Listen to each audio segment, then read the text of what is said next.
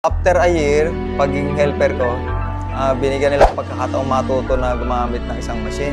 Naging machine operator ako for 2 years. And then after that, tatlo yung taga-layout niya, no? Sabay-sabay umalis. So ako yung nasa sunod na production nun. So kapag di ako matuto nun, wala na akong trabaho.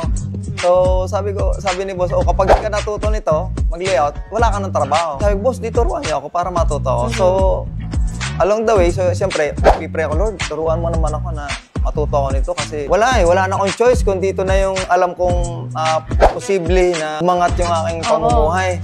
So yun, by God's grace, natuto naman ako mag-layout. So fast forward, 13 years yung lumipas, medyo expert na tayo sa pagli-layout. Nakakita sa akin na isang kaibigan, kaya dinala ako sa sabi niya, pwede yung skill na yan sa ibang bansa. Ako nagkaroon ng isip, okay.